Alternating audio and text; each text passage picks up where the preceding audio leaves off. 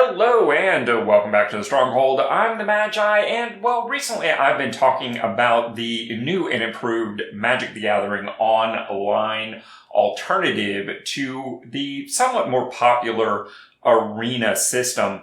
And today we're going to be continuing that conversation. Today we are going to start tackling the economy. And in fact, this is going to be part one of a three-part series on the economy, so that we can better address each segment and individual player needs. But before we get into all that, take just a moment to like, comment, and subscribe, because that kind of thing really keeps this boat moving. Now, what were we talking about? Oh yeah, right. So I wanted to start off this economy discussion with a little bit of comparison with the arena economy that I think a lot of people may be more familiar with.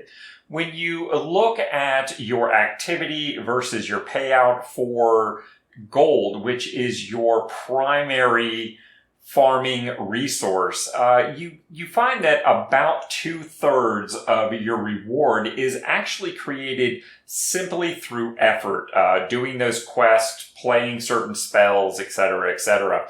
Only about 1/3 is actually derived from having successful results, i.e. winning. Now, these particular stats are based on my last season's effort, the Murders of Karlov Manor. There's a lot of different ways to approach daily play in the economy, so don't be surprised if your numbers might be a little higher, a little lower on this as far as the effort to results ratio. Really anything from 50 to 70% of effort is really quite possible. And of course, it's not hard to be a more competitive player than myself. So again, results might figure into your individual economy even more so.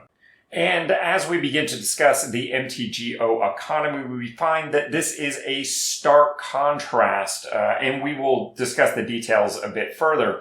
But 99% of your reward payout in this economy is about winning, very much in the Charlie Sheen style, although arguably with less prostitution and illicit drugs. The other 1% is also winning, but in this case blue, just because it made for a more interesting slide. So that's right, if you're not winning in Magic Online, you are not producing, you are not moving yourself forward within the eternal economy. It's an all or nothing prospect.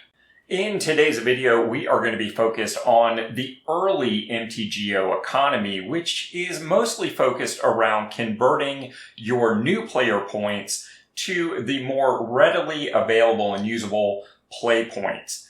Now, if you started a free-to-play account, you received 20 new player points. If you, as I recommend, do the $5 upgrade, you get an additional 10 new player points, bringing your total to 30. And the idea here is to convert those points to as many play points as possible. Now, if you are a more established MtGO player, this information is still of use to you, especially if you are looking to potentially start a second new account with the idea of transferring those assets and rewards over to your primary account, because your new player points and your play points are not tradable, i.e. transferable assets. So you will need to know how to convert those into transferable assets. The only other alternative is to simply abandon them completely, and of course that is not the sort of advice I like to give. MtGO currently has 3 different events specifically designed for new players in mind. At least that's the theory. All of these events allow entry with those new player points. The first of which is a Jumpstart Phantom League. Obviously, just like with Arena, anytime you see the phrase Phantom on a limited event, just be aware that means that the cards that you use in this event are not being added to your account. And, well, that's the first shortcoming of this particular event. Just like on Arena though, the jump start, jump in events, you pick one of 3 randomly selected decks. Then you pick an additional pack from a different 3 randomly selected decks. Those 2 jump start packs get merged together and become your limited deck for the event. Then you play 5 games at your leisure. You could do it today. You could wait till theoretically next year, although occasionally these things do end. You can enter this, as I said, with 10 new player points, 4 event tickets, or 50 play points. On your first and second win, and of course, if you have no wins, you get no reward. None whatsoever. You have just burned through your play points. On your third win, however, you convert 20 play points. 40 points at 4 wins, and then 50 points at 5 wins. Making it not a bad way of converting points and kind of getting an idea of how to play Magic on Arena mechanically. Because of course, all MtGO events assume you already know how to play Magic, and there's really no onboarding system to effectively teach you how to use the client interface. They just let you figure it out primarily in these new player point events. In particular, I wanted to point out that existing players who maybe no longer have new play points can use 50 play points to enter this event. However, in order to convert and get those same 50 points back, you've got to 5-0 this event. And, well, that just seems dumb and something that needs to be addressed in the overall economy. Next up, we are given the option of the Commander Gauntlet League.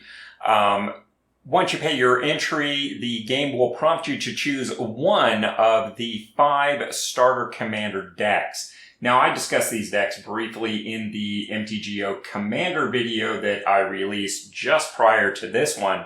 And frankly, these decks are pretty good and fairly legitimate purchase options for people looking to primarily play Commander, but maybe don't have a huge amount of experience in the format. Once the selection has been made, you play 3 games. However, these games aren't necessarily what people think of for Commander because it's just you and an opponent, whereas Commander, even on MtGO, is more often played with 3 opponents, a 4-deck table. Once again, these decks are given to you to use as a phantom deck, so you don't get to keep any of the cards. You would have to purchase those separately. You can enter this event either by using 6 of your new player points, 2 event tickets, i.e. about $2 in real world money, or 20 play points. Just like in the last event, if you don't make any wins, you don't make any progress. You convert 0 play points. At 1 win, however, you do start to convert. You get 5 play points, 2 wins nets you 10, and then 3 wins jumps you all the way up to 30 play points, giving you one of the better payout ratios of 5-to-1 with only 3 wins.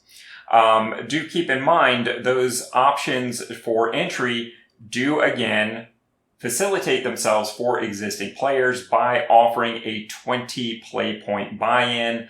But again, unless you win out the event with 100%, you are net losing play points. And this economy, that is not what you want to be doing. You want to be expanding your resources, not diminishing them. The final of the new player options here with new player points is the Modern Gauntlet League. That's right. They're going to toss you right into one of the 3 oldest and most complex formats available to Magic players.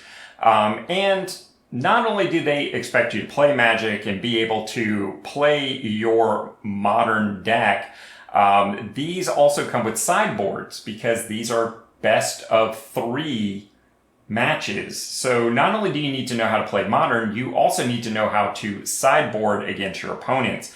Anyone that's looking to take this particular route, I highly suggest you do some research as to what the current deck offerings are. While you will be randomly assigned one of 8 modern archetypes, knowing more about the individual archetypes available in this will help you with that sideboarding dramatically. Entry into this is 2 new player points, and you play, as previously mentioned, 3 matches of 2 to 3 games each. Prizes on this are at 0 or 1 wins, you convert 0 play points. At 2 wins, they do give you 5 play points, and at 3 wins, that is 10 play points. Overall, this is probably one of the most intensive options out there. Not only the challenges of Modern, but the fact that you are playing as many as 9 games on this event in order to win 10 play points. It can be very taxing for those with limited time schedules, not to mention limited information about Modern. So now I guess the question remains, which of these 3 options do I recommend to best utilize this segment of the economy? And well, if I'm being perfectly honest, none of them. These are all very problematic ways to onboard and start off new players, and frankly, MtGO needs to revise these and rethink these as soon as possible, whether that's adding additional options or scrapping some of these, rethinking them. I honestly don't know exactly what the answer is, but the fact remains, these are the options that we have, and there's no other use for these new player points. So my advice is, rather than one answer, is you as an individual player need to evaluate your goals for playing MtGO online. If you are looking to be a commander player, then, well, there's a fairly obvious answer there. If you are looking to get more involved in the older, non-rotating formats, well, Modern might be the way to go. If you are looking to be a more general player, or frankly, if you don't know what the hell you want to do online just yet, Jumpstart might be the easiest answer overall to give you a broader idea of your options. In part 2 of the Magic the Gathering Online Economy video series, we are going to have a very similar discussion about how to start converting those play points into game assets, as well as assets that can be transferred from one account to another. So be sure to keep an eye out for that. And before we go, I want to take just a moment to thank my totally awesome patrons for supporting me and allowing me to apply my passion into a community. And of course, before we go, I've got some suggestions for your next step.